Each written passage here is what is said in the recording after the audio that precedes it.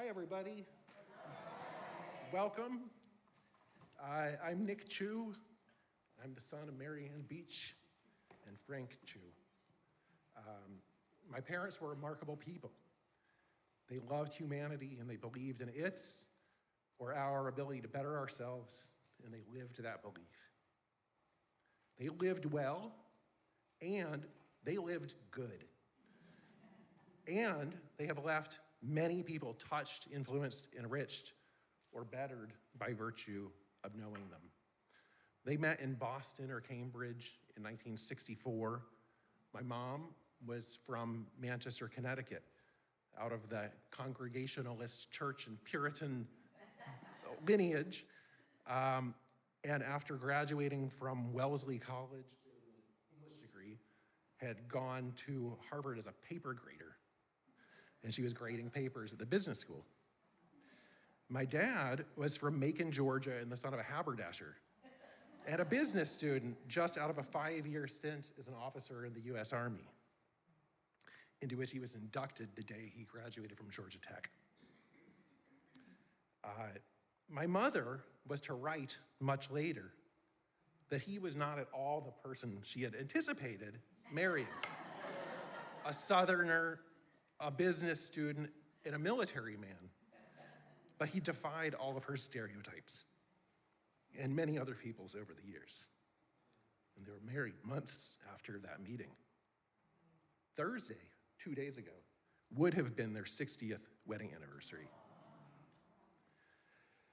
When my mom was in the hospital last summer, we had a lot of people who were in one way or another trying to help her and help my sister and I with what was going on. And one of them, learning that she'd been married for 58 years, asked my mom, "What's the secret?" And this person did not strike me as a very sincere person. But my mom's reply was, and after just a beat, she answered, "Shared outlook and a lot of fun." And I think that's exactly right. Exactly how my parents worked and played together so closely. But I think it missed something too, which was their essential differences and how those differences were complementary. And that while a general outlook of love and laughter, and in both of their cases, great intelligence, are certainly good cement, the key differences can rough the surface to make the bond strong. Now, one person's understanding can't wrap completely around another person's being, and perhaps especially around one's parents. They're too big. And I don't know that lives can be summed up anyway. They're not really stories or moral tales, but nor are they just a series of unconnected moments. Lived lives are like a fossil record, a meeting of living creature and nature yielding, in some sense, living rock. The step we take is a step we won't take again, but it is also an irrevocable step taken. In this way, the ephemeral meets the eternal in all that any of us do. And life is that intersection of the moment and infinity, which supplies both the morally serious and the absurd. And my parents well appreciated both.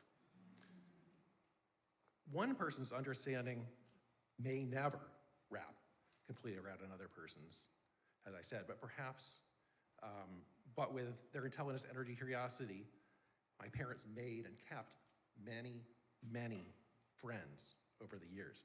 So today we'll hear from a number of people who met them at different points along the way. Not long ago, a friend and high school classmate of my mother's mailed me the program from their high school graduation in 1960. It was a large public school, and my mother was the valedictorian. And I knew that, but I didn't know the topic of the valedictory address. The speech my mother delivered to a group larger than this, about a month after turning 18, carried the title, "Modern Man Needs the Humanities."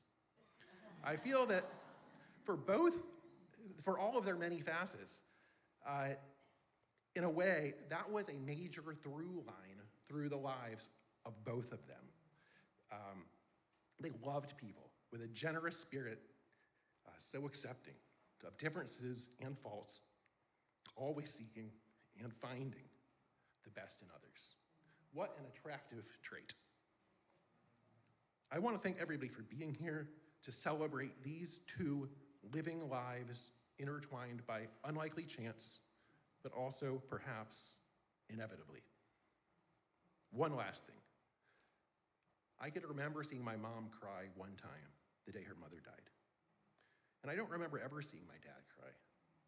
They cherished memories, but they were always in a forward motion. And characteristically, they didn't want to be grieved or mourned. Not that you can't cry today, but however you react is an organic outcropping of your connection to them. But they both believe that our spirit lives on in others. So though we may cry today, we don't mourn, we celebrate the lives of Frank and Mary Ann Chu. And next will be, by video, my mother's brother, Rob. He had planned to be here, but there was a medical situation in his family, and he had to stay home, so he created this video, which I think will run momentarily.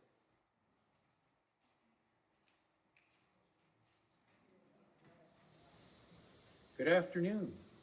I'm Rob Beach. I'm Mary Ann's much younger brother, and I can certify being the brother by getting my notes for the talk out of a fanny pack. All right. I was also an occasional guest in Atlanta, and I very much miss being there in person, though I suspect there's a fair crowd here without me, judging by the thundering hordes at her parties. Over the years, I think I met 600 or 700 of Mary Ann's and Frank's very closest friends and relations. In my capacity of annoying little brother, I perhaps could entertain you with Mary Ann's childhood misdeeds. There are some problems with this approach, however. There weren't many misdeeds, though our sister Peggy may know of more. And there are other things to say. As Mark Twain, Frank's favorite, advised about etiquette at funerals, do not criticize the person in whose honor the entertainment is given. First, Frank. I met Frank in 1965 when they were married. I admired him. He had already flown surveillance and reconnaissance flights along the border between East and West Germany, and characteristically made lifelong German friends. He graduated from Harvard Business School a year later, and of course went on to a meteoric career in finance at Delta. He was quiet, however, about accomplishments. It was only when my better half, Susan, and I helped to clean out the attic of their Camden Road home that some of it hit home. There were uniforms that still fit, photos of Frank with big wigs everywhere, and at ceremonial purchases of aircraft from Boeing and Airbus, models of the subject planes, and many souvenirs and certificates of appreciation. But of course, all of this was in the attic, not for show. He surely was well served by his deft diplomacy. If he really detested something, he might say quietly, "I suppose it's okay if you like that sort of thing." And a lot of him was gentle. From the many cats, marmalade, mittens, boots, Whiskers Bentley, sneakers, and chicken salad sandwich, to the many charitable institutions he served, frequently as treasurer, and perhaps most important, to raising two talented and honorable children, he lived wisely and well. Now, Mary Ann. There may be some bias here, but I don't think I have ever known a more socially active person. She kept in touch with friends from elementary school, high school, college, and every activity in Atlanta. Her final instructions included 6.5 pages of people to be notified. But the friends were not for show. They were real. Friends were to be celebrated, appreciated, and cultured. They and family made the world go round. Who can forget the combined 125th and 135th birthday parties? Her sense of social activity extended to civic life. Marianne was active with this church, writing and directing plays, singing in the choir, and serving in leadership roles. She volunteered on political campaigns, including those of John Lewis. Her work with Horizon Theater helped it survive and frequently thrive. Behind the scenes, though, it was not always so easy. Here is where dogged determination carried her through. We experienced the joy of accompanying Marianne and Frank on a number of hiking trips, mostly in national parks, but also in Alaska and Scotland. Despite COPD and a bum hip, in contrast to Frank's natural athleticism, she persevered and, of course, made more friends. Her last years tested resolve with one setback after another, but she took a licking and kept on ticking. Herodotus tells of Solon's travels after writing the laws of Athens. In Lydia, he met King Croesus, the richest person in the known world.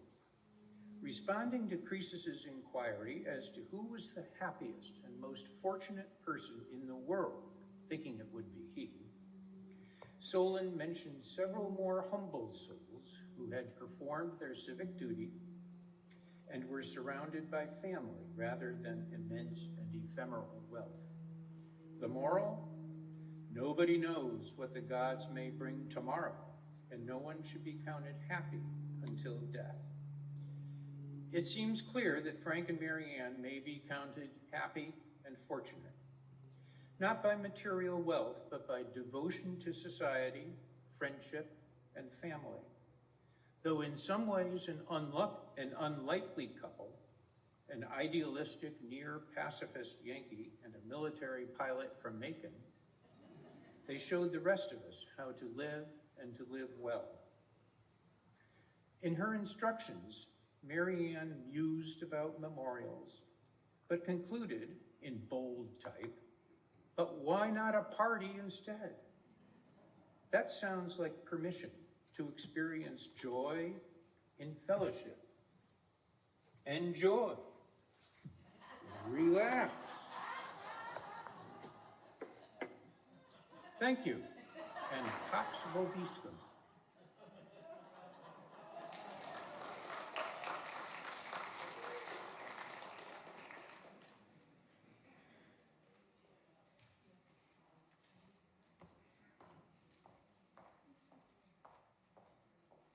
Hello, I'm Elizabeth Chu. My father was the much more extroverted older brother of Frank. We saw Marianne and Frank, and then eventually Nick and Adrian, regularly in Macon. We grew up in Augusta, but we saw them in Macon at our grandmother's house, which was the house where Dad and Frank had grown up. And I'm a lot older than Nick and Adrian, so I remember their mom before they do. And even then, she was just the coolest aunt. I really remember her playing the guitar and singing, and we all really enjoyed that. And the song that I remember her singing the most was "There's a Hole in the Bucket." And she knew every single one of like 300 verses, so it lasted a really long time. And Frank, my uncle, was, as everyone knows, much more quiet and very wry. One of my really favorite memories of Frank that makes me laugh every single time I think of it, we were at my grandmother's house, and for some reason, she had covered her sofa in the absolutely most hideous sort of chartreuse yellow-green velvet. And Frank said that he had to sit on it so he didn't have to look at it.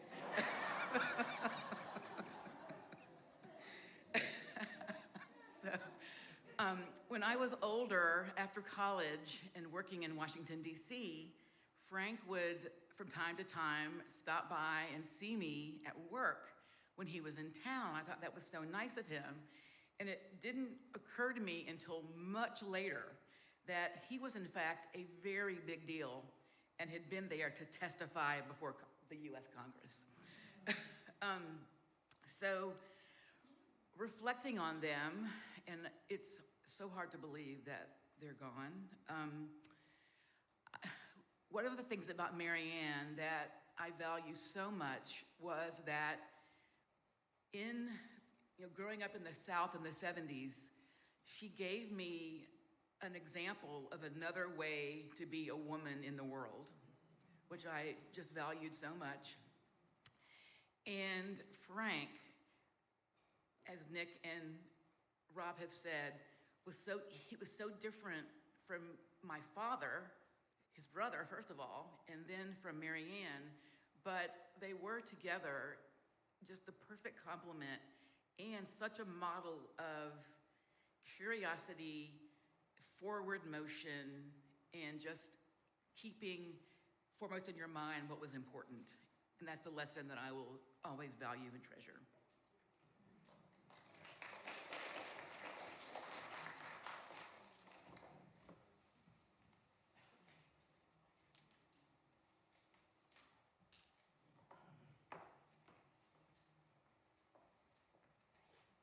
Good afternoon. I'm Jean Kilborn. I'm one of Mary Ann's 700 friends. We began a lifelong friendship when we moved into a dorm at Wellesley during our sophomore year. And we immediately formed a quartet with Ann Cox Porter, who also lived in Atlanta for a time, and some of you may know, and Carol Hovland.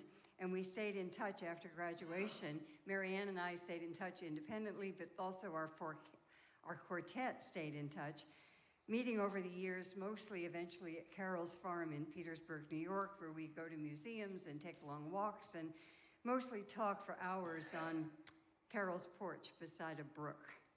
Chris Frost from Atlanta, whom some of you know, her husband was the minister at this church for many years, joined our little group many years ago, and she became an honorary Wellesley sister. And am I hearing something, or is there music going? Okay, is this a sign, or is it a hook? Okay, it'll stop, fine. So our dear friend Ann died tragically in 2006, but the rest of us continued our visits every year, and then we switched to Zoom, as many people did during the pandemic, and we met every month from 2020 on, right through until the very end. As I said, Mary Ann and I were in touch all the time too, but when she met Frank, I was living in London, and she wrote me letters, gradually, first of all, mentioning him, and then mentioning more and more about him, and then eventually quoting John Donne, the line especially, and now good morrow to our waking souls, which was just incredibly touching. They really fell in love. And she loved him dearly, and of course took such good care of him. I saved all her letters, and I put them in a packet maybe 20 years ago and mailed them to her in Atlanta, and they were lost in the mail, which just broke my heart. I mean, I had a return address. Don't get me started on why I didn't get it back. But anyway, I mean, I was very fond of Frank, but of course, my close relationship was with Mary Ann, and many words could describe her. She was, of course, smart and vivacious and beautiful and all the things that other people have said, but we have several speakers. I want to be brief, so I'm going to focus just on three words that come to mind. And the very first is kind. That Mary Ann was exceptionally kind. She was kind on a personal level, incredibly generous and thoughtful with her friends and family, and she was also kind on a much broader sense. She really took to heart Wellesley's motto, which is not to be ministered unto, but to minister. And she really did minister in so many ways throughout her life, as we as we've heard and we'll hear more. She very much cared about social justice, and she was very involved in her community in Atlanta. When I visited her in Portland in 2003, I was not at all surprised that she had formed an incredible community in Willamette View.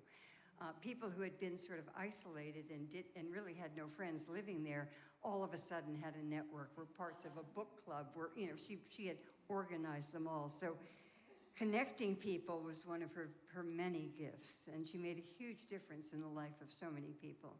Second, a word that comes to mind is game. She was really game.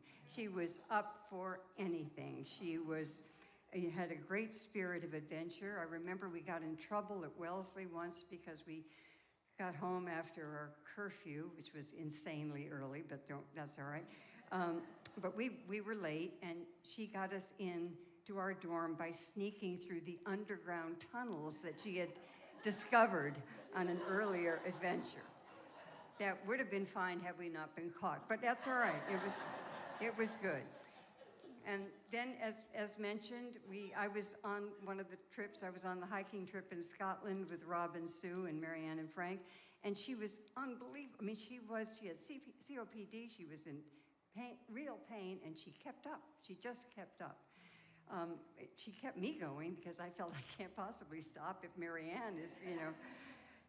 She was a dedicated Wellesley alumna. She rarely missed a Wellesley reunion, and I was especially glad that she came to the last one, our 600th. No, our 65th. I don't even ask. But she came, even she had to cross the country, and she was on oxygen. And so the last time I saw her, she was leaving the campus to catch a train to New York to go to a wedding, and she had her oxygen with her, and I thought, that is Marianne. A man once said to me years ago that he really liked dames with moxie. Marianne was a dame with moxie. And there are so many other words, but if I had to choose just one more, it would be joyful. She literally had a twinkle in her eye, a sparkle about her. And she was so fun-loving and whimsical and playful. She made the most of her, in Mary Oliver's words, one wild and precious life. And she brightened the lives of so many others, certainly including me. We were both English majors, and we shared a love of poetry, so this very, very brief poem by Wendell Berry makes me think of her. Whatever happens, those who have learned to love one another have made their way into the lasting world and will not leave, whatever happens. I'll always be grateful for our long friendship, and I will always miss her. Thank you.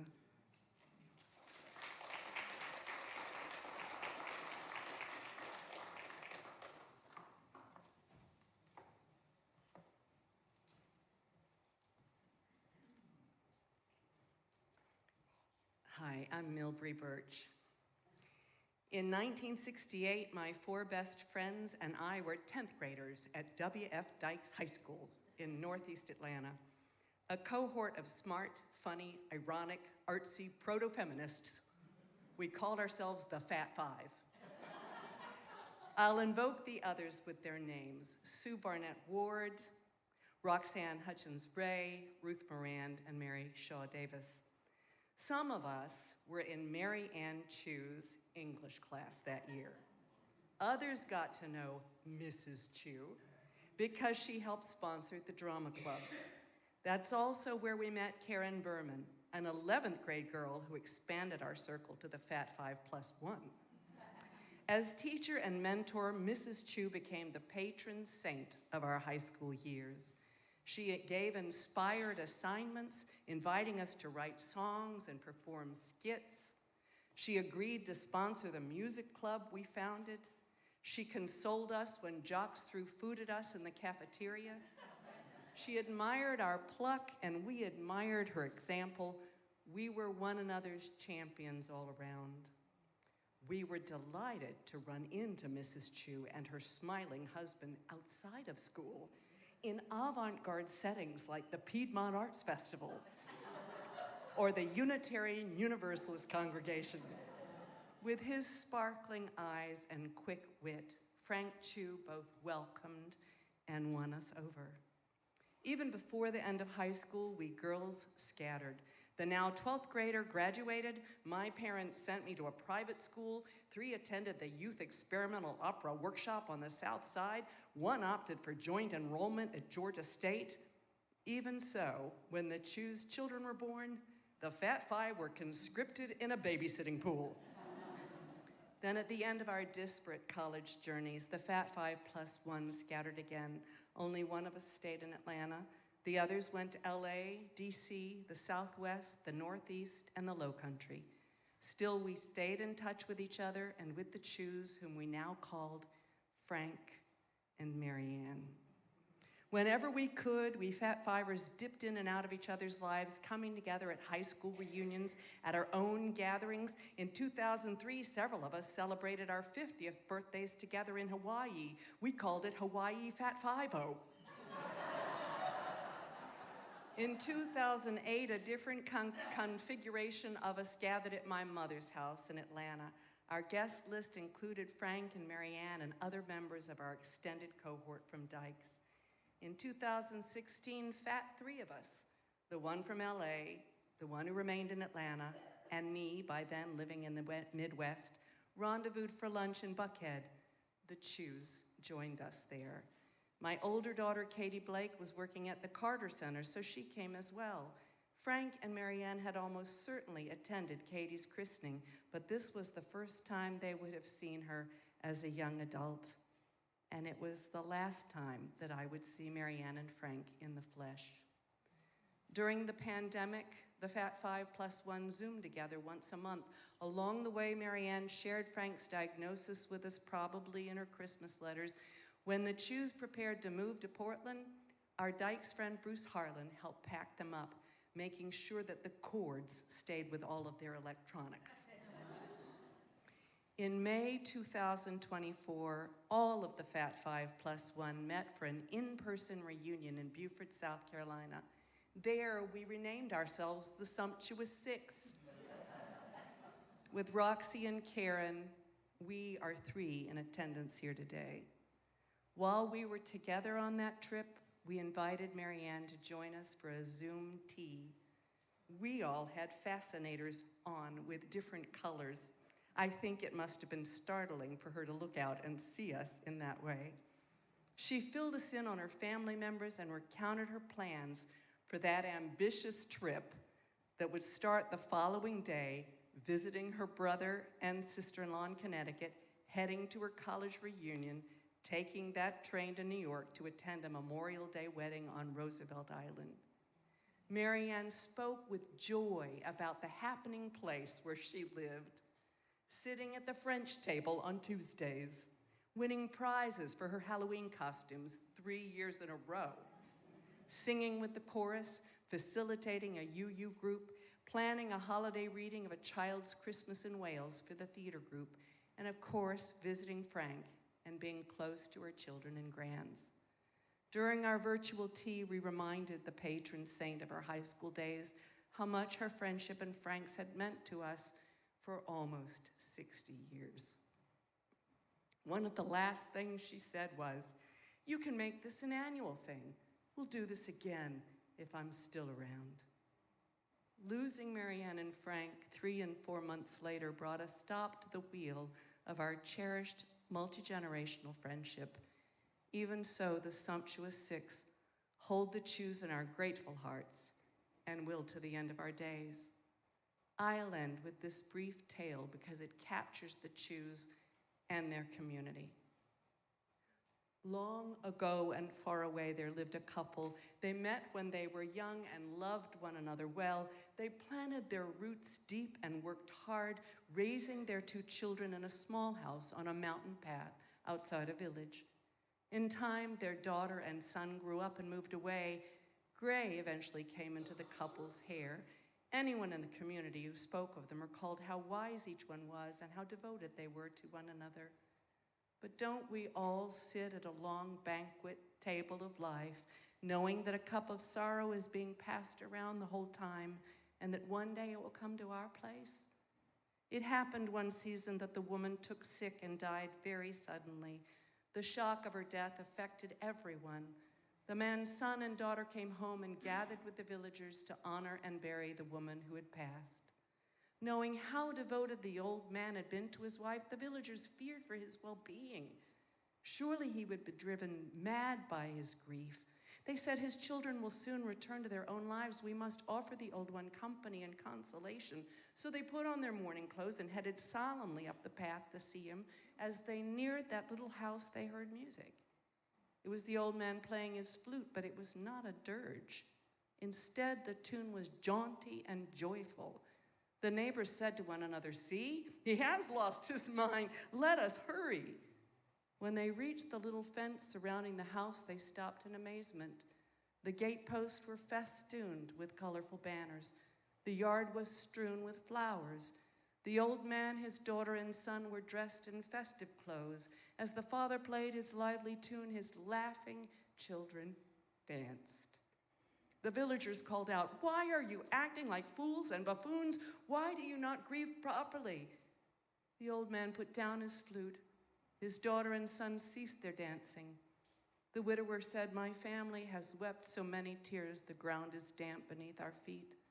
But we won't grieve over much, for we don't wish to disturb the rest that my beloved wife so richly deserves. If we were to grieve without celebrating, we would indicate that we have learned nothing from loving her these many years. Then he lifted the flute back to his lips and played his lively tune. His children took up their dancing. His neighbors opened the gate to the yard. One by one, each lifted a banner or picked up a flower. Waving these above their heads, they too began to dance.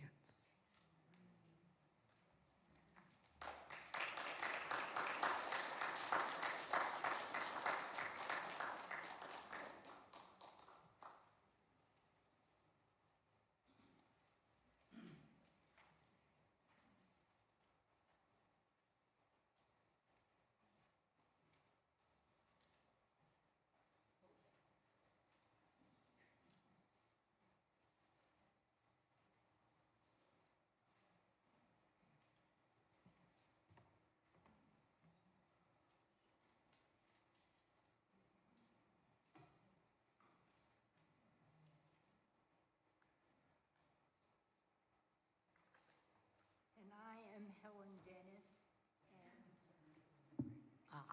getting down at my, thank you, Millball. And I am now able to talk because John King has gotten here, and he said it was the traffic coming from the very south side from Peachtree City.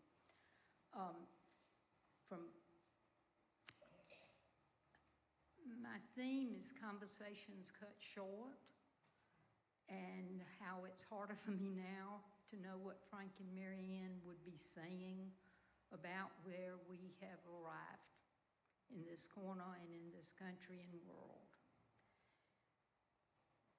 It's the steeper change that we talked about in the 60s that's arrived. And it's at the root of how great is my emotion over them no longer being here. Plus and minus. The plus being that they who have given so much aren't experiencing it as their personal challenges accompanying their aging came along. The minus is that they're not here for me and for us all. My connections to Frank and Marianne go back to Macon and friendship between Frank's mother, Dot, and my Aunt Rachel. I knew of Frank from the time I was 7, 8 years old. I think I would have recognized him only at the point that maybe I was 16. But it was a name that I grew up with and knew that I wanted to be like him someday. That it was through my cousins and through his good friends and classmates in high school. Gary Pickard, who Frank in the last months of their being in Atlanta.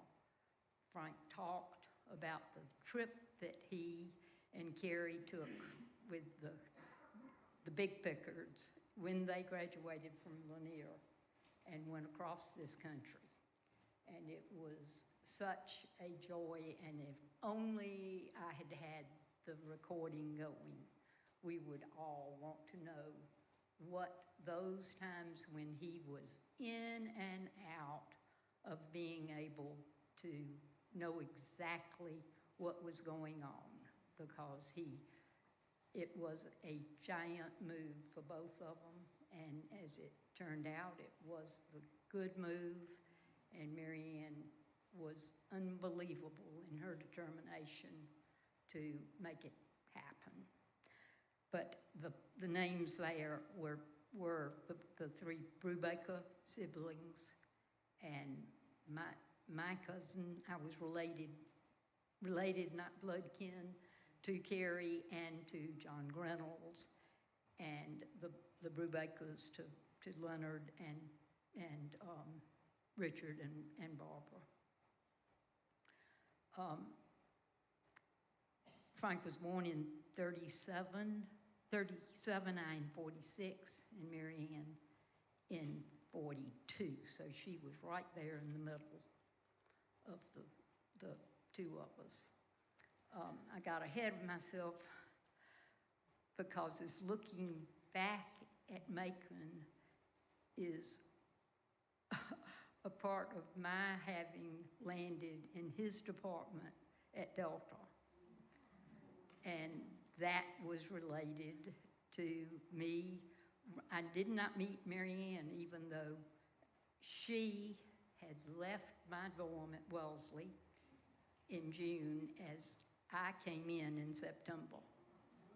And my great shake my head is that it took Marianne Beechstew and Helen Dennis a few decades to realize that we had so many friends in common, that we had talked over the years about the house mother who, when Marianne had brought Frank out to meet Ms. Jones, had given this, it takes some longer than others.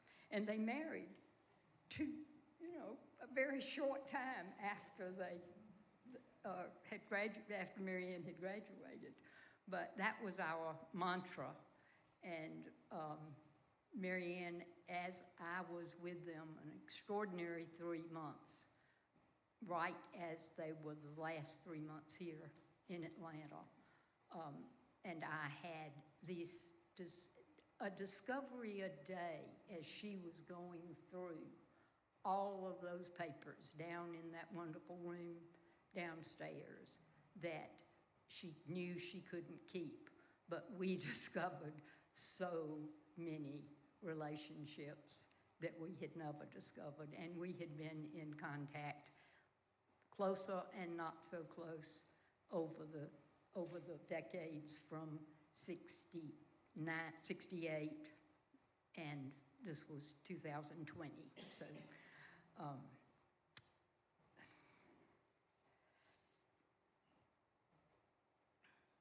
I told Frank when I ran into them somehow in Macon at Christmas. I had been off and traveling an au pair in Germany, and I told Frank that I didn't know what I wanted to do when I grew up. I knew I didn't want to go to school, and I wanted to learn what the world was about. I hadn't learned that at Wellesley. And then he set me up with different interviews, mostly Macon related. And then after a couple of months, and it's extraordinarily interesting to me that I thought it was lasting forever, but I went to work for Delta in April, which was only 4 months after I had started looking. But Frank told me that he didn't know that I would like where he worked in programming at Delta. By then he was in the computer, reservations computer planning department, was the head. and he had been at Delta for 3 years. There weren't very many women, and he didn't know if they treated him very well. So I went there and I stayed, and watched him, as he changed and went into finance and really changed the airline, or kept the airline in what I now so much would want to talk to Frank Chu about. And that is that I see that the customer revenue management and revenue management, customer relationship management and revenue management kind of overtook what the party line was in 1969, and that was that every passenger was to be treated exactly the same. There was never any talk about what the passenger meant to you. It was what you could do for the passenger. And I'm not trying to turn us back to that, but it is what I think everybody who's spoken has said, is it's the how to combine those two and have the win-win, where you are doing right by the folks and you are doing right by yourself. And that's what Frank Chu and Mary Ann managed to do and if y'all don't agree with me, that's fine. I think I want there to be the day when we can all talk about what we agree on and what we don't agree on. So it is extraordinary to me as I was making these notes that I'm going to just tell a couple of things that I didn't see starting out there. But Frank and I ended up, because the two of them and I moved to Brookwood Hills about the same time in 1970. And so we were often commuting to Greenbrier together, and talking in the car is an extraordinary good time to talk. But I know that he was amused and amazed that Delta had a crop dusting division when he went to work for the airline in '66. It was a lot of time that we did what is kind of looking at social history and how the world was changing. And Lordy, has that rate gone up. It's the Delta Centennial this year, and it's the Wellesley Sesquicentennial. And those are both just extraordinary things to me when they are the two major institutions. And Macon, I think, has just had its, a couple of years ago, bicentennial. So the fact, I should stop for this one, but it is too much, that Huff Dayland started in Macon, and it was the precursor of Delta Airlines. And Carolyn Hazard, who was the fourth president of Wellesley, was instrumental in the founding of the school that became Albany State. And it was Quakerism that was behind that connection. These are all things that I touched on little bits and bats, but it's part of that conversation that I feel like is cut off. And that's what I feel like I'm suffering through, and now y'all are having to nurse me or listen to me about missing Frank and Mary Ann Chu and wanting to know what they would be saying. And my other words are that it has been in my head of, if we could do that Venn diagram of the people who have been influenced by these two folks then what could we do to decide what we could do to help get out of where we are? And I cannot organize it, but Lloydie would, after this, would I love to talk to anyone that has some ideas. And thank you, and we're gonna miss them.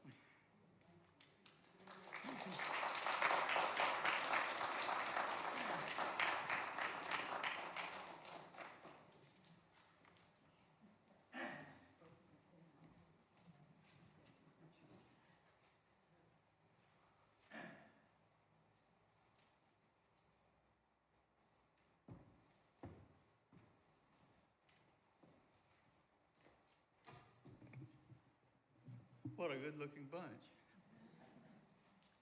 That's the way it should be for Frank and Mary Ann. I met Frank pretty early. I was just started at Delta, and there's a little bit of a story behind that. My dad was one of Delta's senior pilots. In fact, he was pilot number 38 on the whole airline. That's pretty senior. And in 1970 or so, he was in charge from a pilot standpoint of negotiating Delta's new contract with all the pilots. So my dad was a union boss, I guess I could say, though he loved Delta heart and soul. And he started talking about this guy at Delta named Frank Chu, that was one of the head guys on the negotiating committee on the other side, Delta's side. And he talked about how smart he was and how honest he was. And that if I ever went to work for Delta Airlines and I had a chance to know him, that I should really meet him and that he would be good to know. So 3 or 4 years later, I finally get hired by Delta. I'm one of those people that went every 2 weeks to employment and asked if there was a job open yet, and they finally had one for me as a truck driver, which I thought was going to be great because I grew up on a farm and I loved driving heavy machinery and things like that. So here I show up at Delta in my little truck driver uniform, and I start making the run out to Greenbrier, where I hauled, God only knows how many hundreds and hundreds of pounds of paper every week. And almost the first time I showed up with my little truck in my little Delta uniform, which was completely different. Everybody else wore a suit. Here I was in my little Delta uniform. I walked into the lobby pushing that little cart loaded down with all this typewriter paper and everything else, and here was Frank. I didn't know who Frank was. I'd never seen him before. I'd heard the name, like I say. He turned around and looked at me and he says, "You must be John King." And I thought, how do you know that? He said, "I know your father real well, and we're great friends, and he told me that you'd been hired by Delta, and I wanted to come out here and meet you and welcome you to the company." And he just brought me right in to the company like that. Amazing. But anyway, he said, "Well, come upstairs with me when you get a chance. I'll go to my office and we'll talk and get to know a little bit more about each other." Now, the ending of this story, I'll tell you where this ends up. Frank was a great mentor, not only for me, but for probably 25 or 30 other people that I know about at Delta. And what he did with me is he brought me into his office, and I'll get to that later. It looked like somebody had thrown a hand grenade in there. And he sat me down and started talking to me and, drilled me pretty good on, what knowledge, if any, I had about anything. But growing up with my dad, I had a pretty good background at Delta. I already knew most of the senior officers just through my dad. So we would talk and talk and talk, and finally, before I got in trouble and didn't show up back at the jet base again at any time, I'd have to leave, and the next week I'd bring the load out there and we'd do the same thing. And Frank had a great way of mentoring. First off, he was patient because I was kind of an impatient, pushy little guy, and he was patient to that. But what he would do first is he would sit there in his office and he would describe to me every position in the company, almost the whole org chart of the company, and tell me who was in charge of it and what they did from his standpoint. Now, Frank was when I first started at Delta, he was the assistant or associate treasurer of the company, so he was already pretty high up in the company. And it wasn't very long before he was the full treasurer of the company. So this is a fellow who is pretty high up there. If you're a little truck driver like I was, that's really high up there. And so by this time I had bid, as Delta would always do. Delta used to not ever fill jobs from outside. It was always a bid from inside. And so I put in my bid to go over and join the computer department. This is from truck driver to computer department in one jump. And so Frank would take me and go through this whole discussion about the organization of the company and what everybody was responsible for and who it was and that sort of thing. And then he took me on a tour and he introduced me personally to all of these people. Now that's amazing to me that someone would take the time to, you know, I might not have been a truck driver at that time, but I was a lowly associate programmer and was learning how to code. And, but he would take me through the whole company and take me to the door of the office with somebody in there and then take me in and introduce me to whoever that was. And he would have them describe what their responsibilities in the company were. And then I would be able to say, look, if there's, you know, I work in the computer department, and here's what I do. If there's anything I could ever do to help you, let me know. Because I was one that thought that, you know, the best solution to problems was communication. And, you know, he was so easy to talk to and everything else. I thought he was great. So this went on. It really went on, I guess, until Frank retired from Delta. Or I left Delta, one or the other. But he was just a wonderful mentor to me. If you can imagine somebody that takes the time to walk you in through the entire company and introduce you to everybody in the company who was responsible. I think I shook him up though when he took me in to introduce me to Mr. Dave Garrett, who was the CEO at the time. He didn't realize that Dave Garrett had hired me. So that was a surprise. Actually, I should say Dave's wife, Lou, hired me because employment wouldn't hire me. I think I'd gone back in every 2 weeks for 3 years before Delta finally hired me. But in any case, Dave, when Frank brought me in and said, Mr. Garrett, I'd like you to meet someone. And Mr. Garrett stood up and said, hi, John, how are you? So I think that kind of, you know, broke Frank down a little bit there, but I knew all those guys. Part of it was because I had a mail run that I did as a truck driver. We called it Mahogany Row. And I would deliver letters up and down Mahogany Row and things that they ordered from the stores and all that sort of thing. But in any case, it was a great way to get to know the company, great way to get to know the people in the company, great way for them to get to know me. And it must have been a good plan from Frank because I started as a truck driver and 6 years later I was the CIO. So it must have been some pretty good mentoring there. The funny thing about Frank is he had such a great mind. You know, it's just a very focused, consistent, solid mind. And he didn't look down on anyone because he was so sharp. He helped people get better and better and better. And I remember the first time he actually invited me to come physically up to his office so we could sit down. Now, Delta had a thing about neat offices, particularly where officers were concerned. And I was used to going into an office and, you know, basically everything was put in its place and everything was filed away and there wasn't a whole lot of stuff on the desktops and that sort of thing. Well, Frank's office was not that way. Frank's office, every conceivable place on one of the counters in Frank's office that you could put something like a stack of papers was stacked about that high with paper.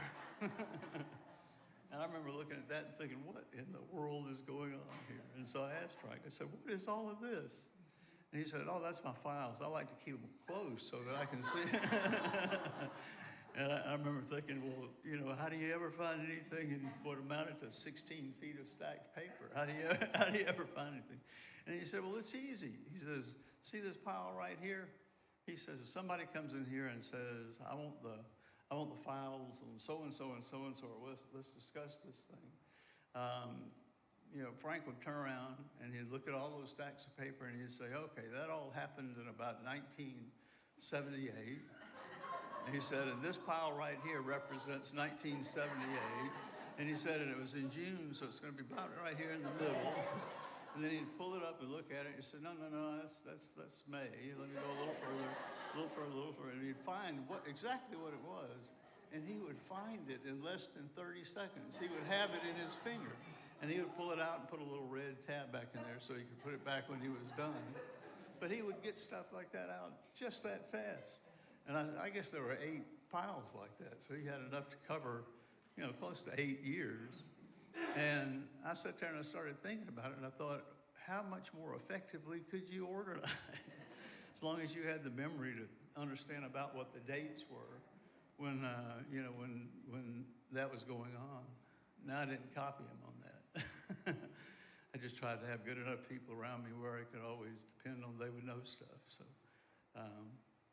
but anyway, it was just a joy knowing Frank. We knew Mary Ann too. We would end up at a lot of the symphony concerts and things like that. Pat, my wife over there, and I were in the same thing that Mary Ann and Frank were into.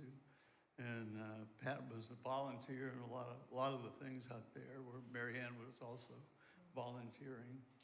And we really got to know each other on all fronts. So I can say it was a privilege to know him. He was a wonderful, wonderful man. Did a lot for me in my career at Delta. And I wish there were a lot more like him. Thank you very much.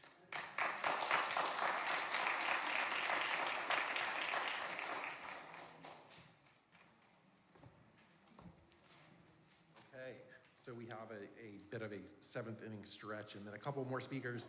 So we're gonna sing Morning is Broken. The lyrics are on the back of the program.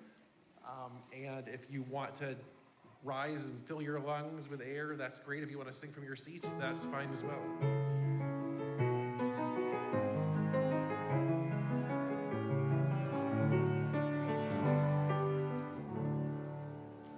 Morning has broken like the first morning. Blackbird has spoken like the first bird.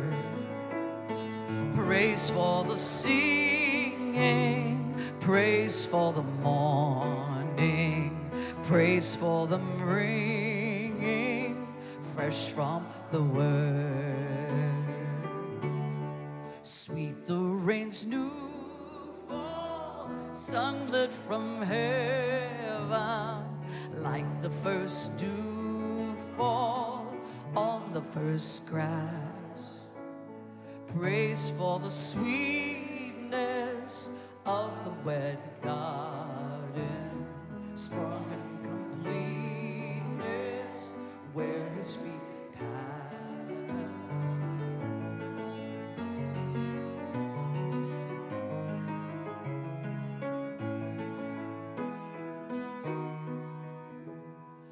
Mine is the sunlight, mine is the morning, born of the one light Eden saw play. Praise with elation, praise every morning, God's recreation of a new day.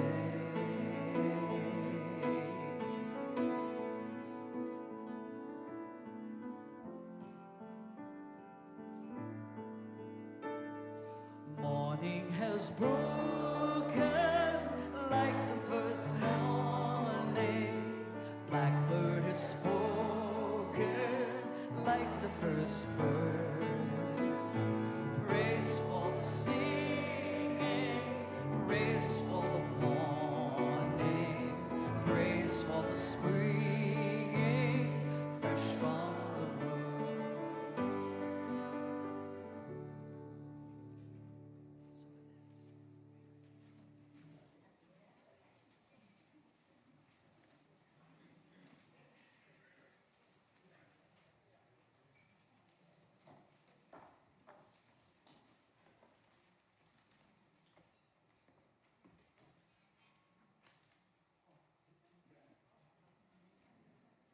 Hello, everyone.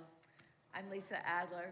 I'm co-artistic producing director of Horizon Theater Company in Little Five Points, now in our 41st season. Those of you living in Atlanta may know me because Marianne gently strong-armed all of you into attending, subscribing, and donating to Horizon Theater. Marianne was first a hard-working marketing director of Horizon Theater Company in the early 1990s when it was just her and me running the theater business from our tiny, cramped, but happy office in what's now the theater's lighting booth. I think I met Marianne Chu when she was the marketing director of the Academy Theater, and then Academy Theater fall in hard times, but I really benefited from that because I met Marianne, and I don't know why she came to work for me, but she did. In those early days, we spent a lot of time answering the phone and taking paper ticket reservation forms, which we filed by date and alphabetically manually, and the days before a computerized box office when there was no such thing as the internet.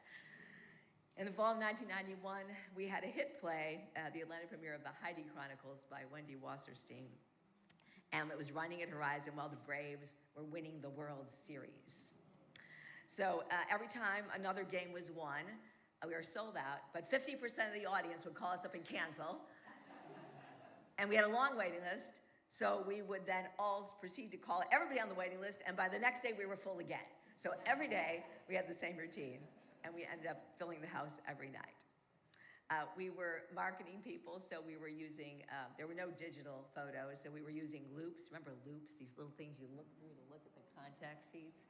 I always laughed at Marianne because she could never see anything, and I was like, why can you not see that? Well, now I'm there, right? But we were looking at these little contact sheets that we had to choose photos from. We spent lots of time folding, stuffing, stamping so many pieces of mail because that's all we had was snail mail in those days. Bracing for a trip to the bulk mail office, hoping we would avoid the most ornery of the employees there. Racing her car down to the Fulton County Arts Council office to get the grant application packets in right before they locked the doors.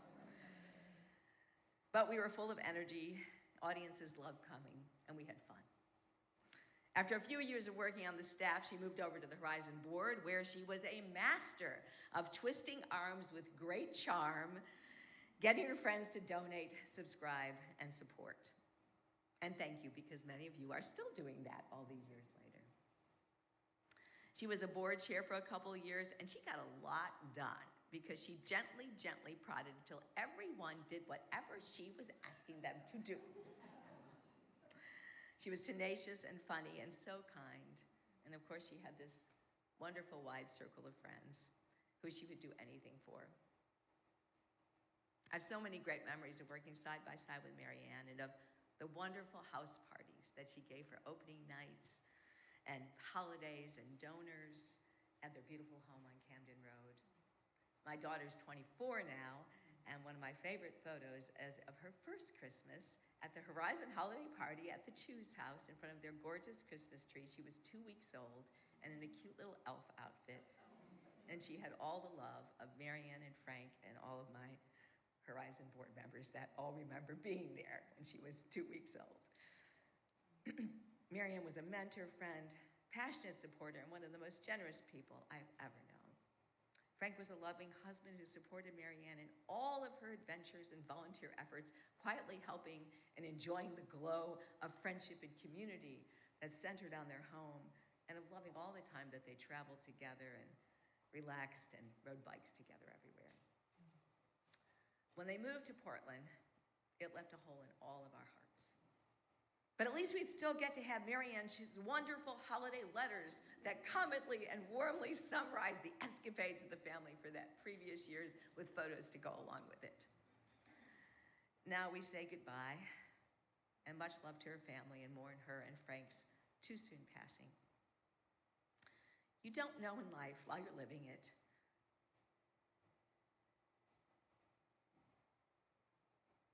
that you're going through the best years of your life. Looking back, you go, yeah, they were.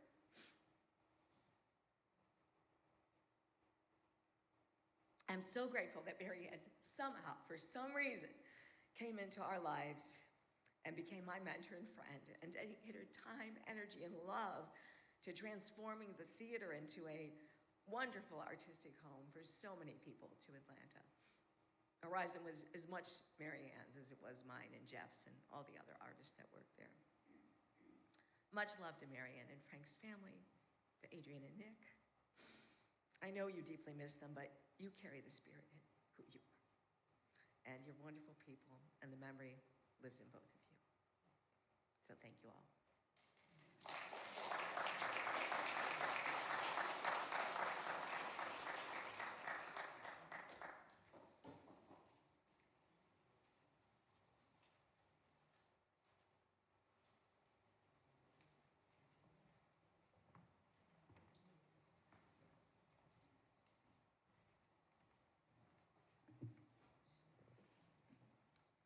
Hi, I'm Don Reitzes.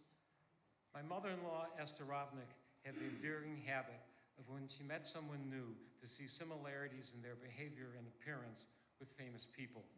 Almost from the first moment she met Frank, she pronounced he was Gary Cooper.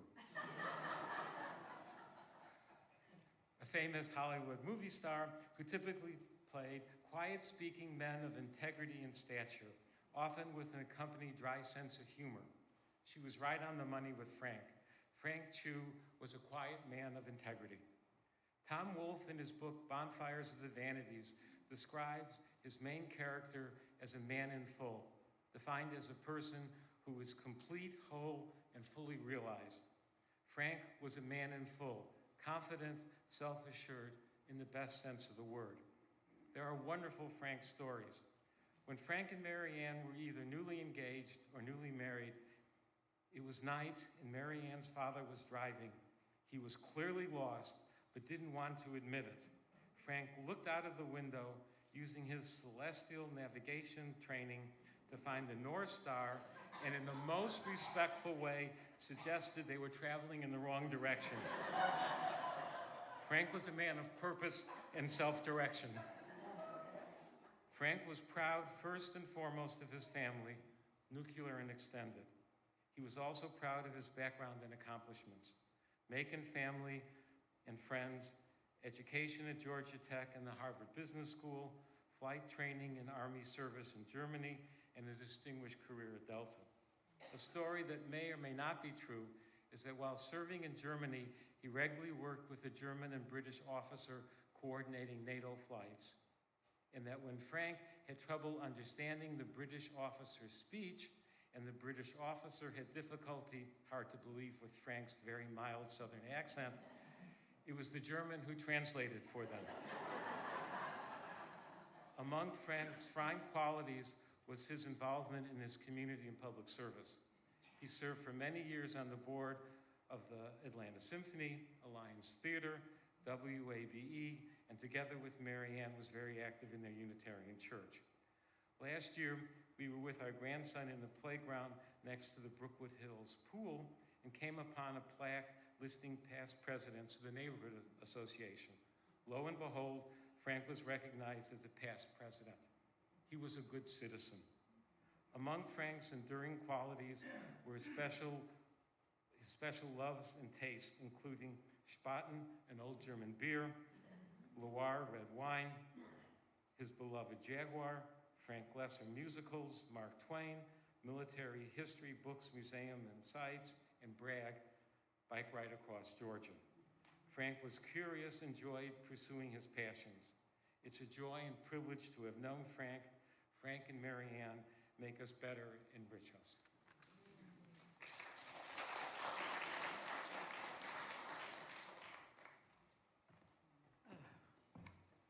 I'm Lois Reitzes, Don's wife. Over nearly 4 decades of friendship, the Chews took on the role of family for us here in Atlanta. I met Mary Ann when she brought a friend of hers from the Unitarian congregation to the radio station where I worked. This was an elderly lady. I thought she was probably my age, but She no longer drove, and Mary Ann told her she would chauffeur her to the radio station so the woman could bring me her homemade brownies, which she assured me had only half of the sugar that the recipe required. I knew Mary Ann's name from the public service announcements she would send from the underground theater here at the congregation and the academy before Horizon. The rest is history. When I think of Mary Ann, the first word that comes to mind is glee. As so many of you had said, she found delight in nearly everything and loved whimsy. Every child at the Chew's door on Halloween was greeted by Mary Ann in costume saying, "Trick or treat!" And she opened the door for the little kids, always making them take a step back and wonder if they were supposed to give her candy. Most outstanding about her Halloween costume was her witch's hat. What can I say? She found hats a great form of self-expression. The Dr. Seuss cat in the hat among her favorites, along with that birthday top hat with the candles all the way around. She took such pride in her gag gifts. After years of enduring my ridiculous answers to her genuine question about what I'd like for a birthday or a holiday gift, one year, Mary Ann gave me a beautifully wrapped present that contained a trophy saying MacArthur Genius Award. Touche, Mary Ann. She also gave Don humorous socks every Christmas, every birthday. Don has 2 large drawers full of Mary Ann socks. I think my favorite was when our grandson Max was born and he got badass grandpa socks. Mary Ann's humor was wonderfully self-deprecating. While other hosts might have been embarrassed to serve a layer cake where the icing did not congeal, causing the layers to slide off in 3 different directions, Mary Ann presented it with fanfare, saying, "Look at the modern art I've created." I can still hear her laughter. It tasted great anyway. Big surprise. Warmth and wit were shared by Mary Ann and Frank. They loved Tom Lehrer's satirical songs. Frank knew every set of lyrics. They delighted in Garrison Keillor and A Prairie Home Companion. New Yorker cartoons held pride of place in the Chew household. And who can forget Frank quietly quoting Mark Twain or singing tunes from musicals of Frank Lesser, notably The Most Happy Fella. The Chews' shared love for music and theater filled their already busy lives. And after decades of performances in Atlanta, New York, and abroad, they never grew jaded, always welcoming new productions and performers.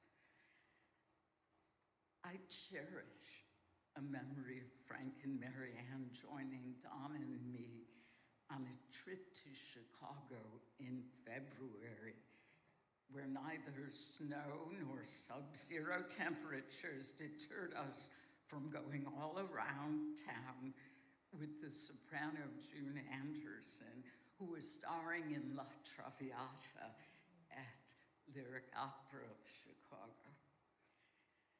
When we went to the performance, we were seated in that gorgeous gilded opera house. And when the orchestra began playing the prelude, Frank smiled at me and said,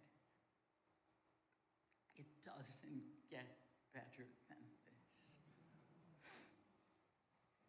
I believe he was talking about one of his favorite operas, but I'd also like to think that the added joy was sharing it with close friends.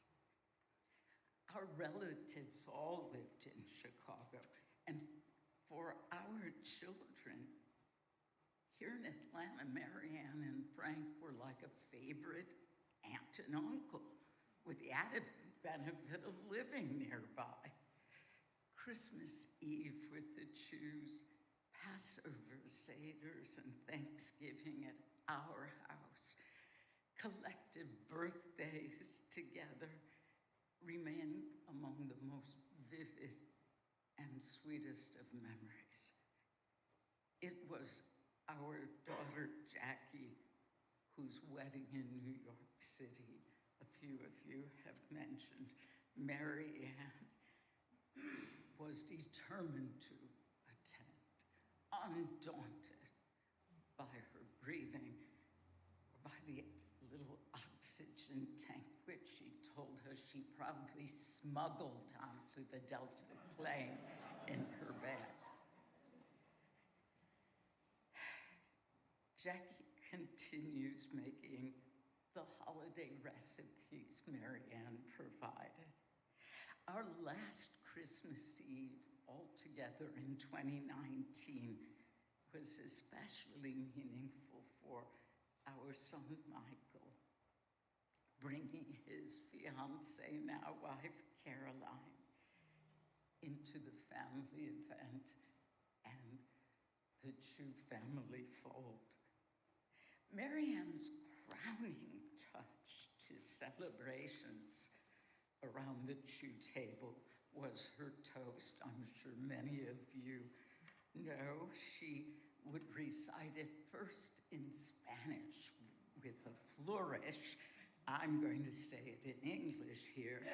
Health, love, and wealth, and plenty of time to enjoy them. In her last letter to Mary Ann, Jackie wrote, "You've taught me so much about a meaningful life, how a passion for theater and music and friendship animates our days, how to remain spiritual and open-minded while also fighting a good liberal fight. How love and family and ritual becomes our legacy. Thank you, Mary Ann, for all of this. And thank you, Adrian and Nick, for sharing your parents with us."